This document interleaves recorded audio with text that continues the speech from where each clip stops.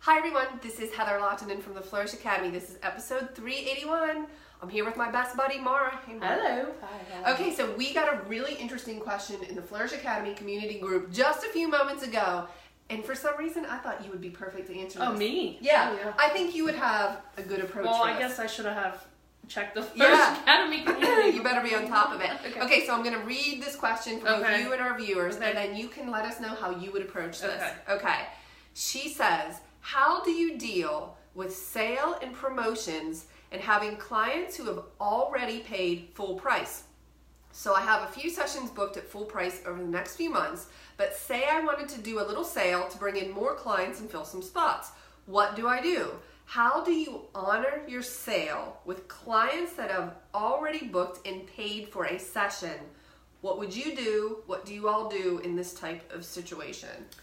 Okay, well, for two things. First, I would make my sale different than a full session. If that was something I was worried about, if I had a ton of people booked and I had this sale going on, like I would offer the sale as something different, maybe something that's small cost to me that's included with your session or a shorter session. It would not be a full It wouldn't be the same. It can't be the same if that's what you're worried about.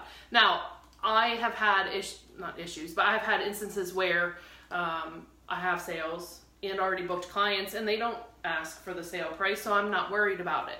The other thing is you have to evaluate, is it worth it to you to give that discount to... If they do ask. If they do ask. Okay. Is it worth it to you to just give that sale price to an already booked client? In my case, yes, it is. Like, for example, I have an open house every year, and if you book your session at my open house, you get like $75 off your session fee. I'm willing to give up $75 to make a $1,000 or $2,000 sale. So that makes sense. That makes sense. Percentage-wise, yes. So if someone comes to me comes to the open house that's already booked for a full session, and they're like, well, can I get the $75 off even though I'm already booked? My answer is absolutely. Yeah, because that makes sense. It makes sense for me. Now, I mean, it's different if you're charging $150 or $200 for a session and you're discounting it $50. That's probably not going to be enough of a margin for you to make up for that. Right. That discounted amount. So I would offer something small with your sale that's different than your ongoing full experience. How many times have you had to do that where someone has said, hey, I saw that you were having a deal, can I get that deal? How often? Once.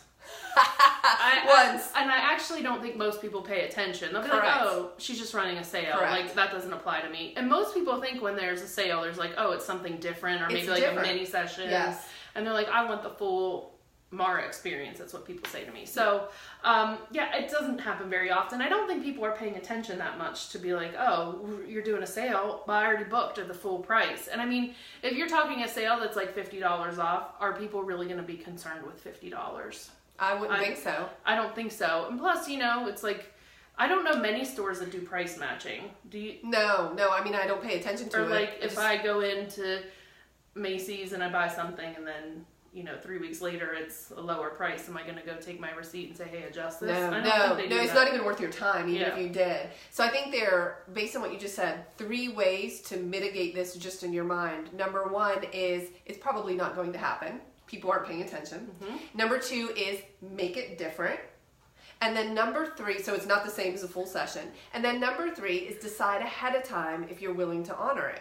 And if you are, then that's easy, yes. And if you're not, why not? And that's fine. You don't owe it to anyone to give them that sale price. You just have to decide how you choose to run your business. Now listen, of course we want to honor things and we want clients to like us and be happy. So that's where you have to make the decision ahead of it. All of your decisions should be made before you encounter them, where you're going to say to yourself, okay, should I honor this? Am I okay honoring it? And by the way, if you're not okay, but you're also not okay telling them no, then we need to restructure. Yeah.